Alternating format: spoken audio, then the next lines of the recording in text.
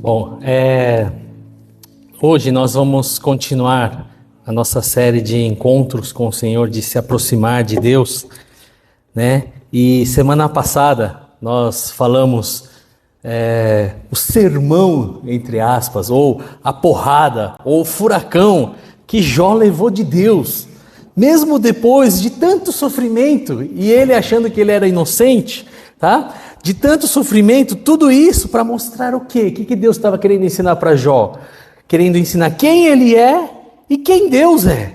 Quem Jó é e quem Deus é. E no final, Jó encontrou a Deus. Ele falou assim: antes eu ouvia falar do Senhor, agora eu vi o Senhor. Então foi um encontro que ele teve com Deus, e aí ele se humilha diante de Deus, ele fica quieto, ele queria falar um monte de argumento por que ele está sofrendo, queria ouvir o que Deus ia falar. Deus não explicou nada por que ele sofreu. Deus não só falou assim: você é tão bom assim.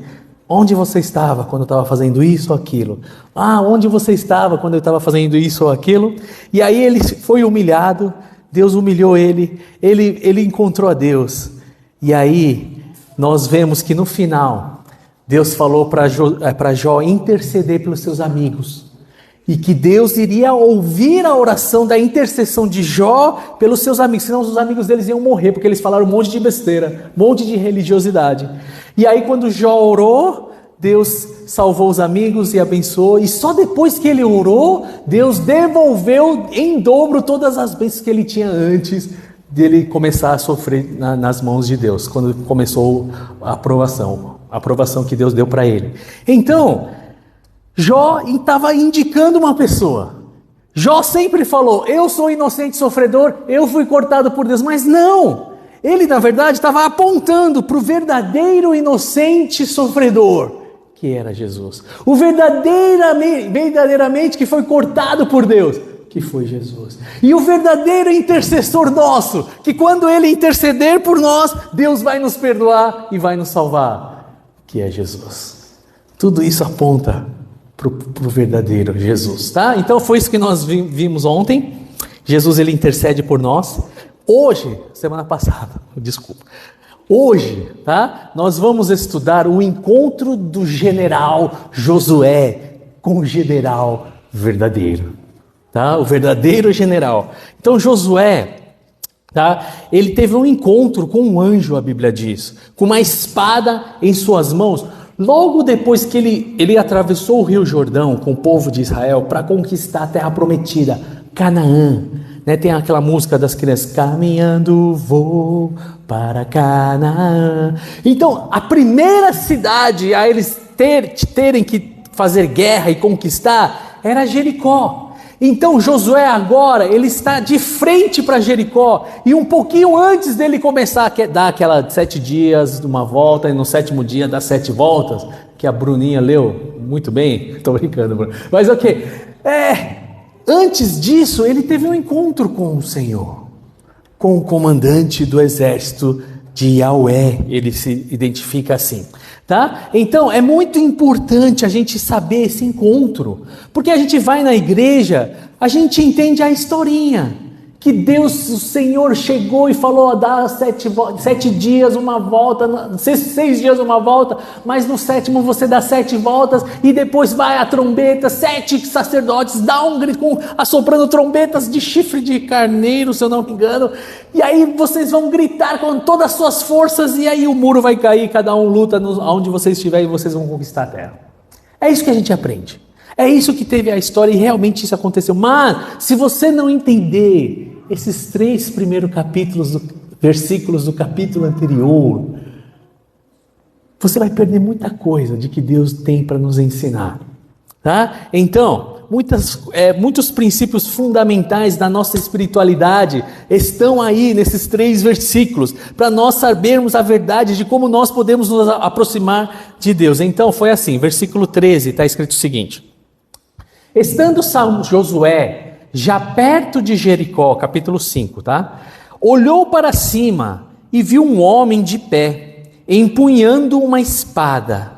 Aproximou-se dele e perguntou-lhe: você é por nós ou por nossos inimigos? Então Josué, quando ele encontrou esse soldado totalmente armado. E ele viu que ele estava com uma espada desembainhada, uma espada na mão. Um soldado que está com uma espada na mão, ou com uma metralhadora engatilhada, é porque ele quer matar. E aí Josué olhou para ele e falou assim: espera aí, você está comigo ou está com eles? Fala, você vai me servir ou vai servir a eles? Qual é a resposta que ele vai dar? Então, para nós entendermos esse encontro, eu vou contar a história, tá bom? Preste bem atenção na história. Josué, ele está neste lugar pela segunda vez. Por quê? Porque da primeira vez que ele foi há 40 anos atrás. Há 40 anos atrás, o povo de Israel atravessou o Rio Jordão e ficou diante de Jericó, da terra prometida, na verdade da terra prometida. E aí o que Moisés mandou fazer? Pegou um representante de cada tribo de Israel, e aí dentro 12, então foram 12 tribos, 12 representantes. 2 deles, que são os principais, eram Josué, que nós estamos lendo agora, e Calebe. Né? Tem o filho do Omoxanim, pastor Josué e Calebe. Acho que ele tirou daí, acho não, tenho certeza. Então tem o Josué e o Calebe. Tá? E aí eles vão lá espionar a terra, e eles foram espionar. E aí vão e tragam um relatório para nós. Os 12 foram, pegaram fruta. Nossa, é terra que mana leite e mel. É isso aí. E aí eles foram e olharam as pessoas, os muros, os cavalos, as espadas, os exércitos, né? Os soldados, tá? As pessoas que moravam lá, tudo gigante. Quando vocês viram, eu percebi essa diferença que dá medo à altura. Quando eu vi o jogo do Brasil... Aqui no Brasil e Bélgica, vocês viram esse jogo, né? Todo mundo viu, o Brasil parou para ver. Você via, os caras mó alto e o Neymarzinho assim, e os caras gigantes assim. Falei, mano, vai ser difícil de ganhar hoje, né? E aí eles viram que o pessoal era filhos de gigantes, descendentes de Enaque. Eu nem sei quem é esse Enaque, mas a Bíblia fala, nós vemos os descendentes de Enaque.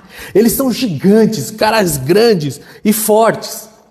E aí, os 12 espiões voltaram para Moisés e eles trouxeram um relatório. 10 deles falaram: não dá, são muito fortes. A terra mana leite e mel, é uma maravilha, mas não dá.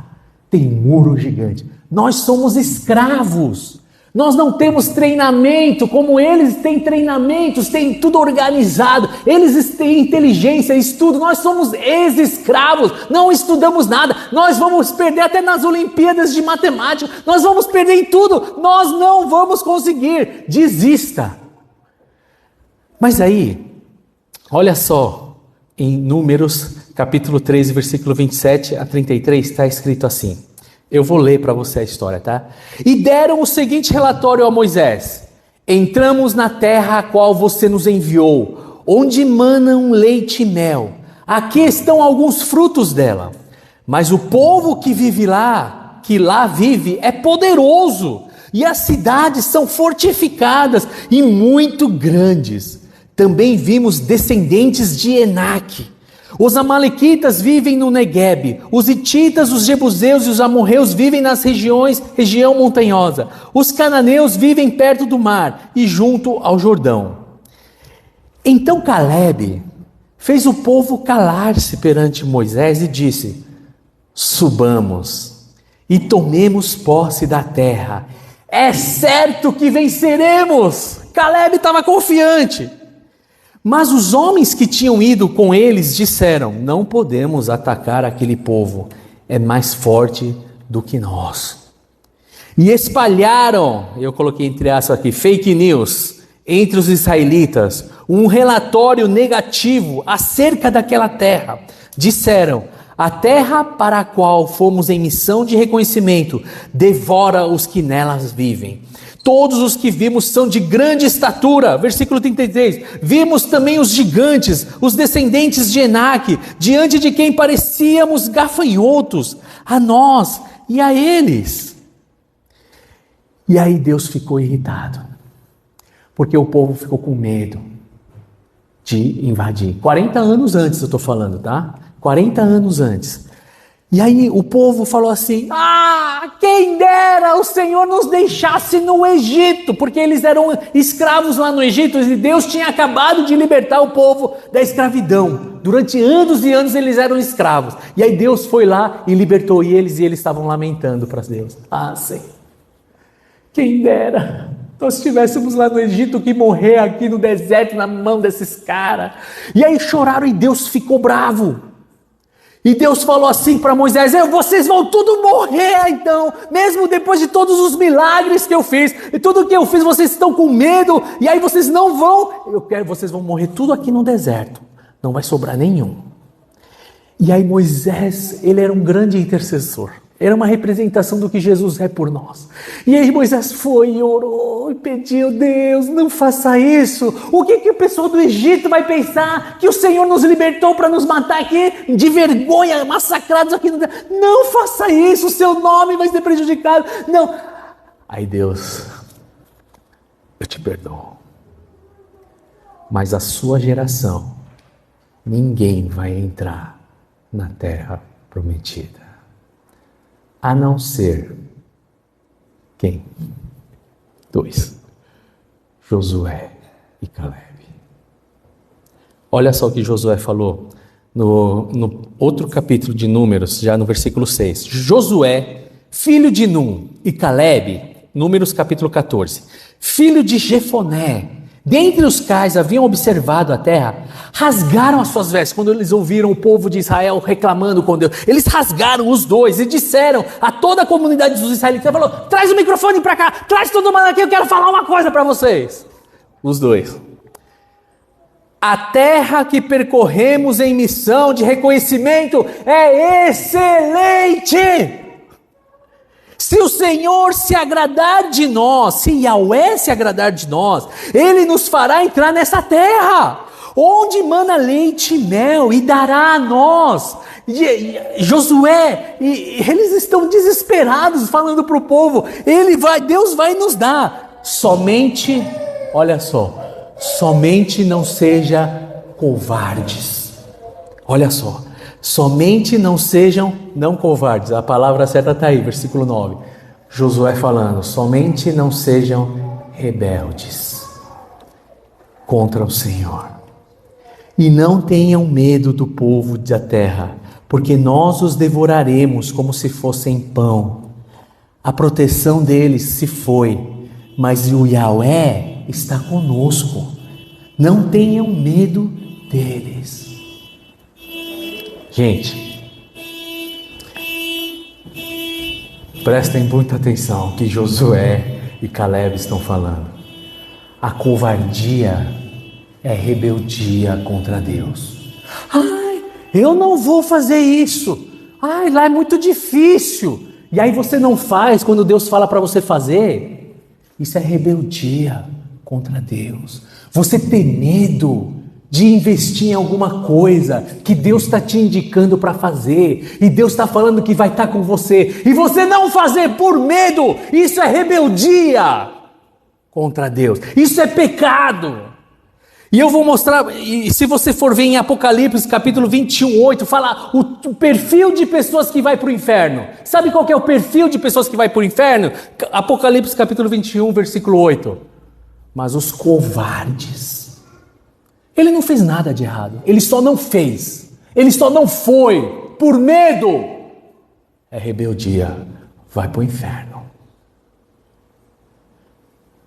Mas os covardes, os incrédulos, os depravados, os assassinos, e os que cometem imoralidade sexual, os que praticam feitiçaria, os idólatras e todos os mentirosos, o lugar deles será no lago de fogo que arde com enxofre. Esta é a segunda morte. Por isso que Moisés falou para Josué: seja corajoso, forte e corajoso. Deus falou para você fazer alguma coisa: eu estou com medo.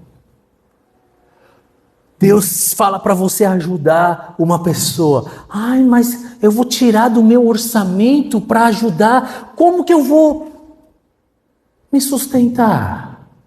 E aí você não faz por medo. Isso é muito grave.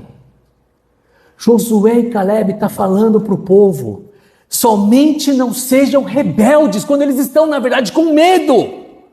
Eles não estão rebeldes com Deus, não estão xingando Deus, mas eles estão com medo. Medo. E quando nós temos esse espírito de medo, quando Deus está por trás para te sustentar, você está fazendo rebeldia e você não obedece. Você está sendo rebelde.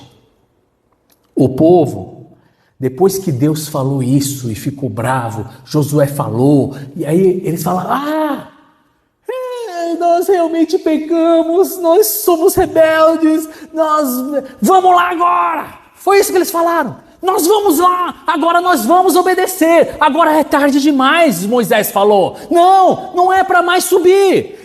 Deus não vai mais estar com vocês. A gente já acendeu a ira dele. Ele não vai estar, não vai ninguém. Aí o pessoal do povo: não, Deus está comigo, Deus está comigo. Estamos com fé. E aí eles foram. E Moisés falou: Deus não vai. Não é para vocês irem. Vocês vão perder. E eles foram. Perderam. E aí Deus enviou Moisés de volta para o deserto. E lá eles ficaram rodando 40 anos, até todo mundo daquela geração morrer. Quando todo mundo morreu, só não morreu Caleb e Josué. E agora Deus manda eles irem de novo atravessar o Rio Jordão, e eles já atravessaram o Rio Jordão. E agora Caleb está com 85 anos. Josué, mais ou menos 87, 88 anos. General. E ele está de frente de Jericó, e na cabeça dele vem todo aquele relatório. Eram gigantes, eram cidades fortificadas. Talvez ele está começando a ficar com medo.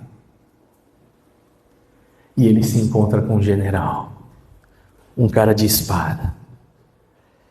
E aí, com essa espada, a primeira coisa que Josué fala: você está com a gente ou está com eles? A guerra já começou.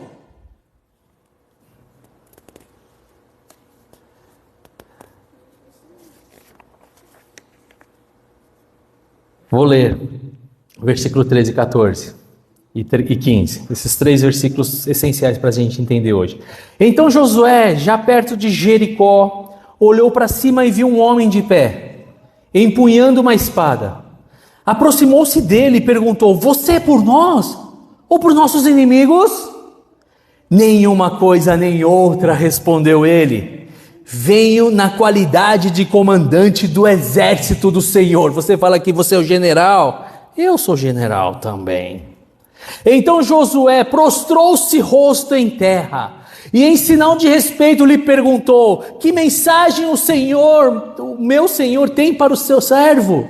O comandante do exército do Senhor respondeu: tire a sandália dos pés, pois o lugar onde você está é santo. E Josué as tirou.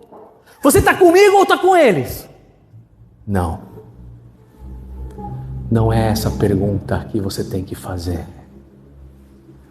A pergunta que você tem que fazer é eu perguntar para você: você está comigo ou está contra mim?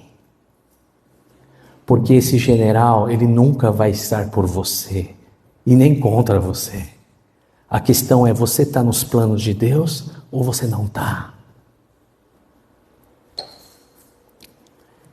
Porque a gente vai para Deus: Deus, o meu sonho é passar nessa faculdade.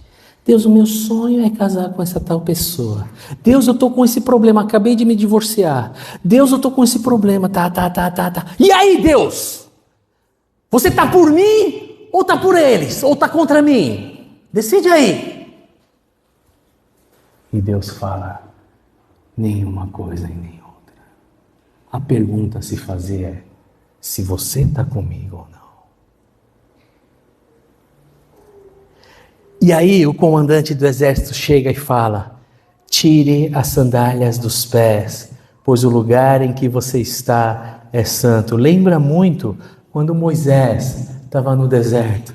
Qual foi a resposta, o que ele ouviu? Tire as sandálias dos seus pés, porque o lugar onde você está é santo. 3 lições que nós podemos tirar deste ocorrido. Primeira lição.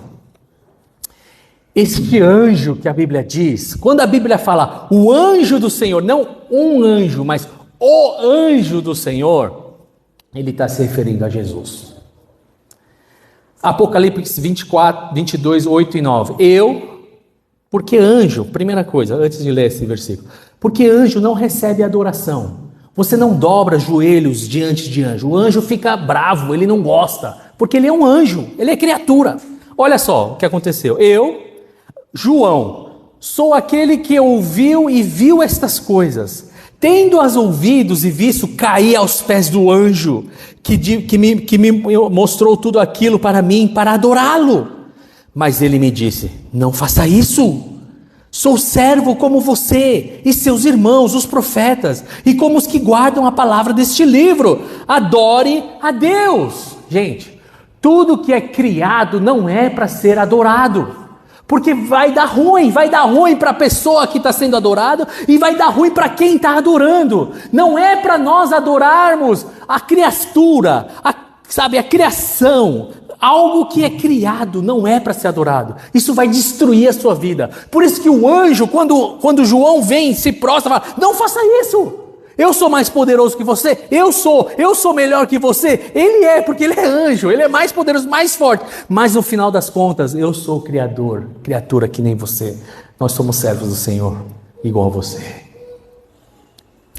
Então, esse anjo, quando Josué se prostrou em terra, ele não falou, não faça isso. Ele aceitou. Espera aí. Então esse anjo não é um anjo normal. Ele é o Criador. É uma pessoa não criada, porque ele aceitou a adoração. Todo mundo que recebe o louvor e a adoração, somente Deus é capaz de fazer isso. Se nós adorarmos um ser humano, uma criatura, essa criatura vai se destruir, ser destruída, se ela aceitar como se fosse Deus. E os adoradores também vão ser destruídos, porque não dá certo. Só Deus pode receber todo o louvor e toda a adoração. Anjos não são adorados. Não são. Toda vez que a Bíblia nos fala sobre o anjo do Senhor, refere-se a Jesus. Olha só, em Êxodo capítulo 3, versículo 2.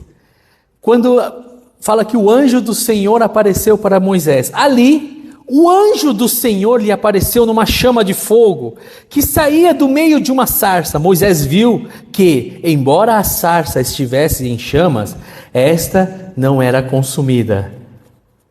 Esse anjo é o anjo. E ele fala, Moisés, o lugar onde você está é santo. Tire as sandálias dos seus pés.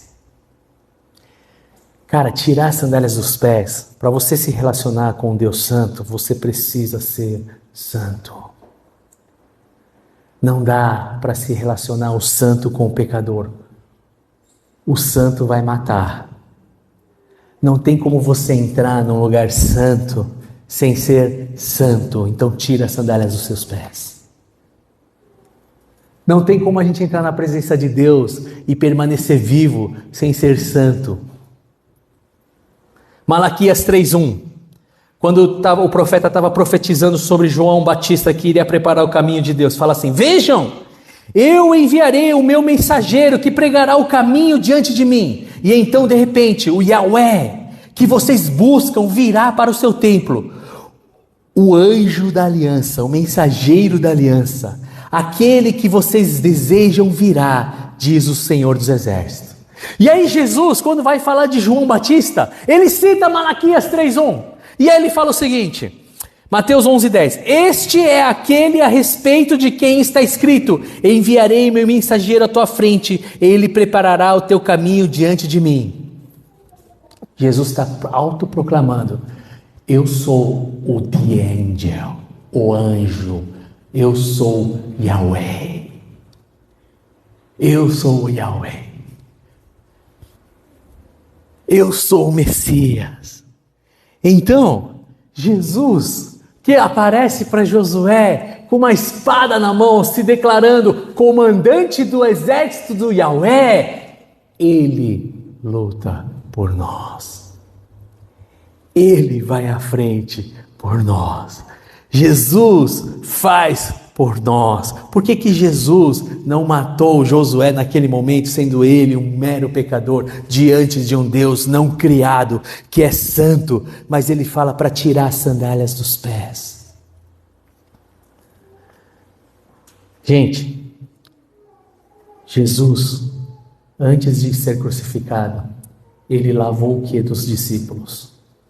Os pés. Ele lavou os pés dos discípulos. E aí Pedro falou: Jesus, não limpa só meu pé, limpa tudo, eu estou bem, me limpa tudo, vamos aproveitar. O que Jesus falou? Pedro, o seu corpo já está limpo, só precisa lavar os seus pés. Só precisa lavar os seus pés. E quem lavou os pés de Pedro? Jesus. Então qual que é a minha parte? Tira a sandália. Só busca a santidade. Só vai, tira a sandália, Ele vai limpar. Eu sei, você vai errar, mas aí Jesus está lá pronto para limpar os seus pés de novo. Sabe, vai e busca a santidade, porque essa é a segunda lição de hoje, de que Jesus é um Deus totalmente santo. Ele é santo, não tem como eu conhecer, me aproximar de Jesus, sem eu tirar as sandálias dos pés. Não dá. Não dá para você conhecer a Deus profundamente sem você tirar as sandálias dos pés. Você saber que Ele é santo, aceitar a sua santidade. E o que quer dizer santidade? Cara, santidade é tudo que é superlativo. Alguém que é santo, alguém que é perfeito. É tudo gritante, é tudo exagerado. Ele é santo, ele não tem uma sujeirinha. Tenta fazer o seu carro santo, entre aspas, limpo. Tira todos os parafusos, tira, vai, limpa, vai, sai, vai, põe no detetiza tudo, faz o trabalho que dá. E aí você vai falar, durante uns 10 segundos vai ser santo, mas depois vai entrar as poeiras, vai começar tudo de novo, e ok. Mas ser santo é algo ser perfeito, algo exagerado, é algo levado a sério. Nossa, precisa, que exagero, tudo isso. Deus é santo, Ele é gigante, Ele é exageradamente poderoso, Ele é estrondoso. E para você se relacionar com Ele, você precisa não ser santo, porque Jesus nos santifica. Tira a sandália dos seus pés, ou seja, leva a sério. Eu sei que você nunca vai conseguir chegar na altura, mas dá prioridade. Primeira coisa que você tem que fazer é tirar a sandália. Você quer conhecer Deus? Primeira coisa, coloca Deus no topo da sua prioridade. No topo da sua prioridade está o quê? Minha esposa, meu filho, minha conta bancária, minha não sei o quê. Para! Tira a sandália dos seus pés e você vai entrar na presença dEle e você vai começar a conhecer o Deus que é santo. Ele é totalmente santo. Existe um conflito. Olha só o que a gente viu. Como que é se aproximar de Deus? Jacó lutou, foi aleijado por Deus, mas ele conheceu a Deus. Jó sofreu, levou um furacão, um sermão, não recebeu isso, conheceu a Deus. E agora, eu vejo Josué, o general, conhecendo um outro general, e ele se ajoelhando diante desse general. Gente, se aproximar de Deus não é, ai, tô quente, que alegria. Começa a desenhar essa minha imagem de que pessoas que estão se aproximando de Deus, o que está acontecendo nisso? São pessoas que querem conhecer a Deus e se ajoelham diante de Deus, cede para Deus, um coração que joga tudo fora, mesmo se morrer, eu quero te conhecer, eu quero ser abençoado, não importa se o sol está nascendo, mesmo se eu morrer, se eu não vou sair daqui enquanto você não me abençoar. E aí vem o Josué e fala, e aí, você está por nós ou contra nós? E ele responde, nenhum dos dois. Fala, eu sou teu servo, fala o que você quer. Ah, agora tá certo. Agora está no lugar certo. A pergunta que se faz não é se Deus vai abençoar a sua agenda, é se você está com a agenda de Deus. Essa é a pergunta. Você entende? A espiritualidade não é para pequeninos e fracos. É para quem entende a santidade de Deus. Ele é santo. Ah, mas eu quero só o Jesus amoroso, misericordioso. Faz até dancinha aqui, né? Se você quer conhecer Jesus de verdade, você tem que aceitar a sua santidade também. Não tem como aceitar parte de Jesus. Só quero o amor. Eu vou aceitar minha esposa só quando ela for legal. Quando ela não for, tem que aceitar tudo, meu filho. Senão você não casa com a pessoa. Tá? Você aceita tudo. As suas qualidades e os seus defeitos. Tudo. Tá? Tem que receber Jesus por inteiro. Quando aceitamos a Jesus, precisamos aceitar a sua grandeza e a sua santidade. Olha só a grandeza de Jesus. Hebreus capítulo 1, versículo 2. Está escrito assim: mas nestes últimos dias falou-nos por meio do Filho, Jesus, a quem constituiu herdeiro de todas as coisas e por meio de quem fez o universo.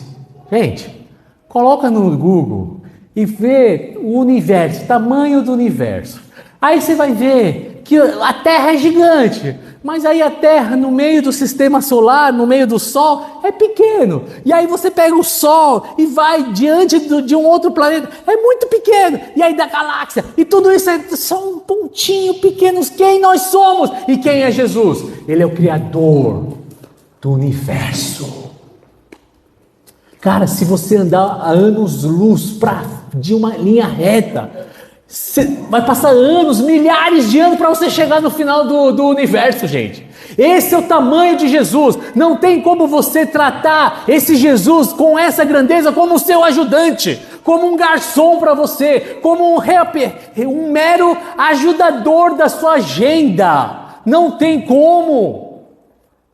Ele é gigante, Ele é santo, Ele é tudo exagerado. Você não vai para Jesus e realmente fala: ai Jesus, e aí, vai me ajudar ou não vai me ajudar? Não dá. Você não conheceu Jesus então. Porque o Jesus talvez que é o seu amiguinho, que faz tudo o que você quer e nunca fala não, é um Jesus que colocou na sua cabeça, na sua consciência. Esse não é o verdadeiro Jesus. O encontro com Jesus é esse encontro que a gente vê na Bíblia. É um encontro que você vê um Jesus gigantesco, ou seja, um Jesus santo, que fala para você: tira a sandália dos seus pés. Se fosse nos dias de hoje talvez, tira o cavalinho da chuva. Eu sei o que você quer, mas esquece. Vem para mim, você vai vir ou não? Todos nós, no início, a gente se encontra com Jesus assim, né? Como Josué. E aí, tá por mim ou tá por eles? Quando a gente tem um problema, eu conhecia Jesus quando eu estava com problema e queria que alguém me salvasse, e aí eu fui atrás de Jesus. Eu fui atrás de Jesus porque eu estava com problemas financeiros, e aí para Jesus me abençoar, Jesus me abençoou. E aí todos nós, no começo, a gente vai com essa pergunta para Jesus. E aí, tá por mim ou tá por nós? E aí, Jesus vai nos ajudar ou não vai? Mas quando você começa a se aproximar de Jesus, você tem que começar a ouvir Jesus falar: nenhum dos dois. Não. E se você não ouve Jesus falar isso, você ainda não conheceu Ele mais profundamente. Olha só Jesus quando Ele estava morrendo na cruz. Lucas capítulo 23, versículo 39 a 42. Os dois criminosos que morreram com Jesus. Um dos criminosos que ali estavam dependurados lançava-lhe insultos: você não é o Cristo? Salve-se a si mesmo e a mim. Põe aqui, ó, você não está por nós? Você não é o Cristo? Então, você é por mim ou por nós? Salve-se a si mesmo e me ajuda aqui na minha agenda também. Esse foi o primeiro criminoso. Mas o outro criminoso o repreendeu, falou, cala a boca, fica quieto, está falando besteira, que pergunta mais idiota. Quando eu perguntei para o meu filho, na frente do meu pai, na sala. E aí, Benjamin, você ama o papai? Meu pai ficou bravo. Mas que pergunta idiota. Eu guardo isso até hoje. E o segundo criminoso chegou pro outro criminoso e falou, meu, fica quieto, pergunta mais idiota. Você não teme a Deus, nem estando sobre a mesma sentença.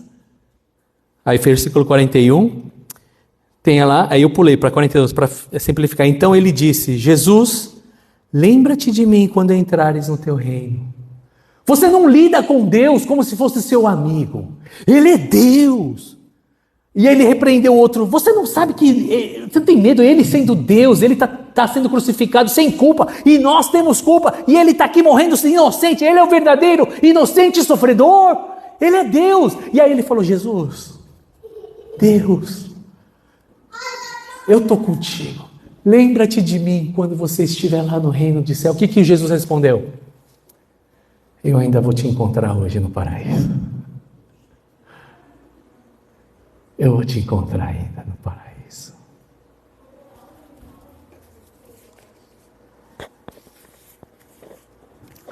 Devemos nos relacionar com Deus sem se.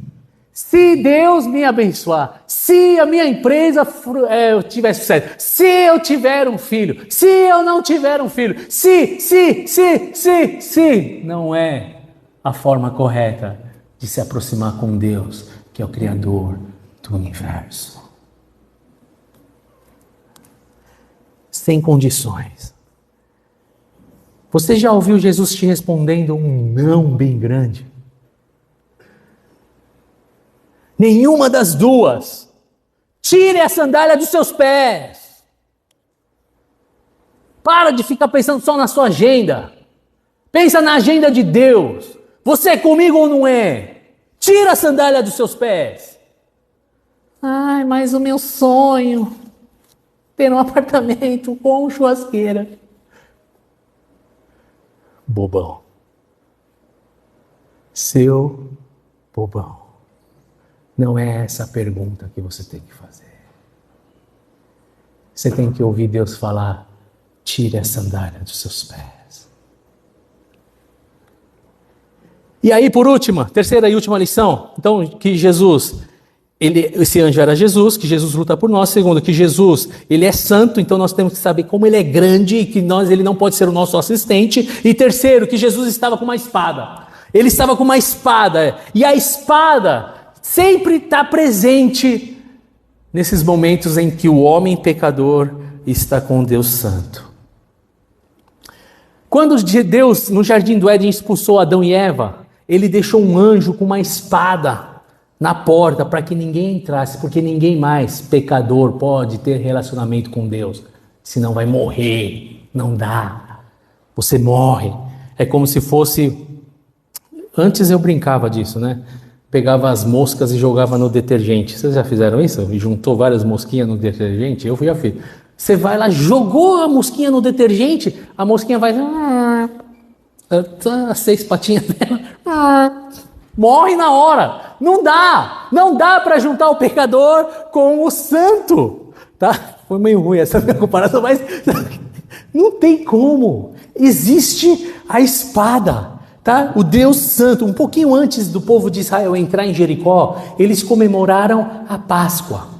E o que era a Páscoa? A Páscoa era a espada passando por cima do cordeiro. A 10ª praga que libertou o povo de Israel da escravidão do Egito. Tinha que matar um cordeirinho novo, sem defeito, pegar o sangue dele, jogar nas portas. E aquele sinal, o sangue nas portas das casas, era o sinal para o anjo que vinha com a espada não matar o primogênito ali, que estava naquela casa.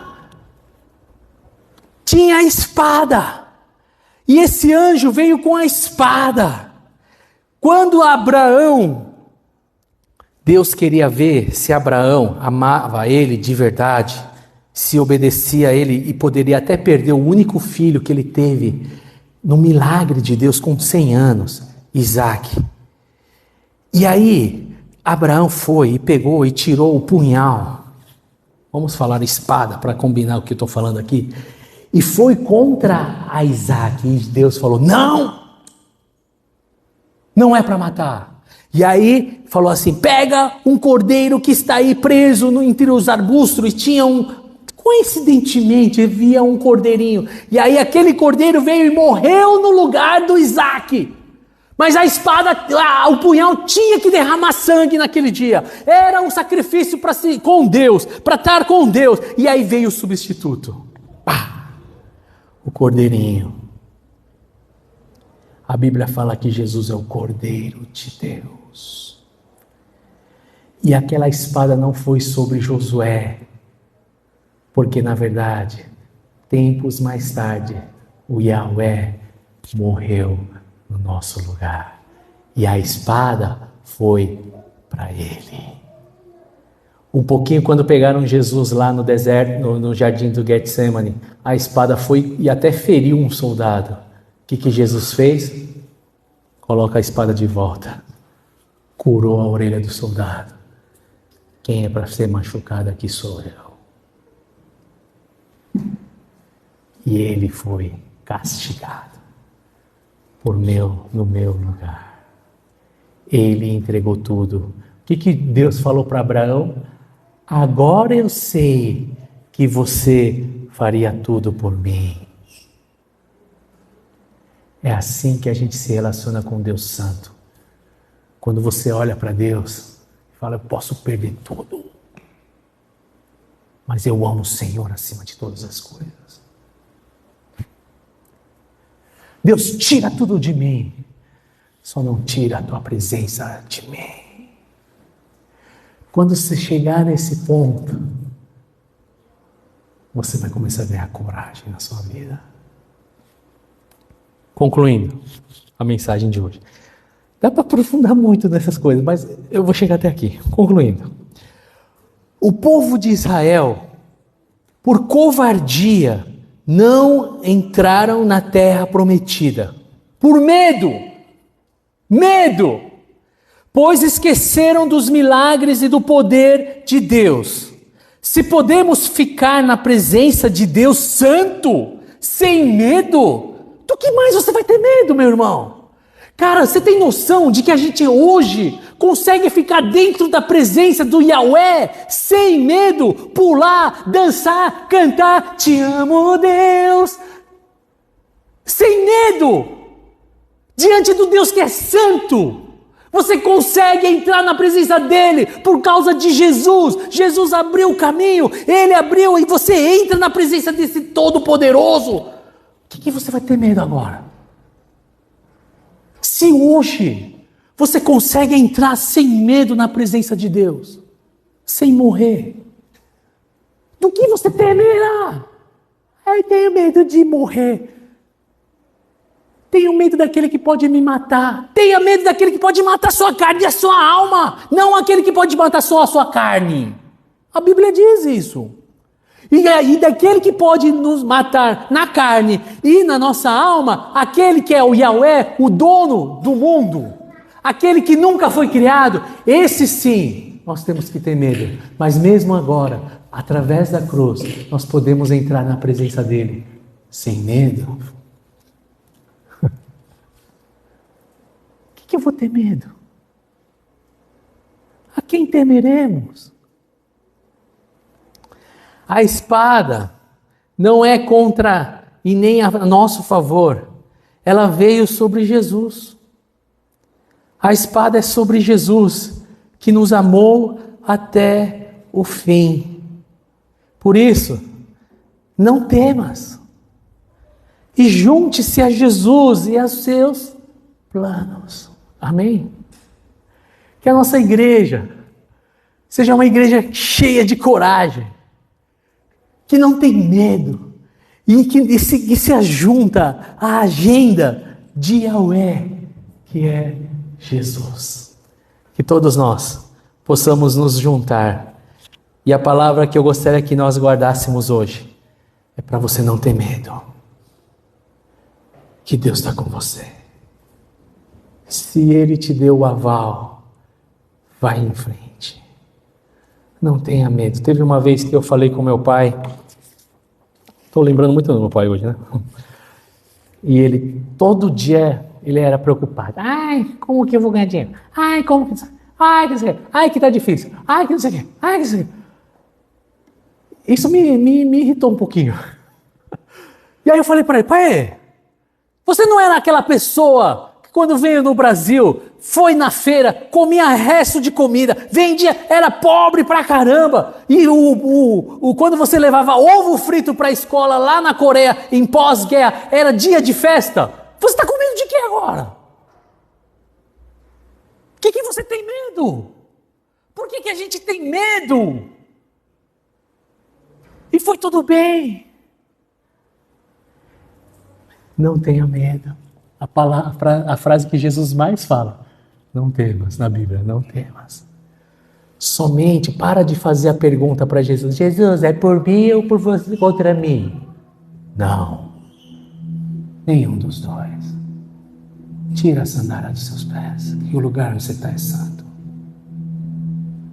Você está lidando com Deus Santo. Cala a boca e ouve o que tem que te falar.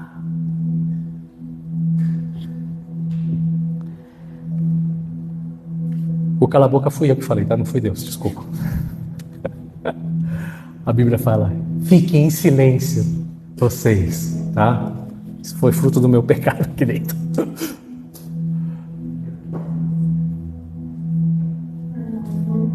Que nós possamos cantar grande e você possa buscar a esse Deus que é de amor, sim, Ele é amor, mas que ao mesmo tempo Ele é santo.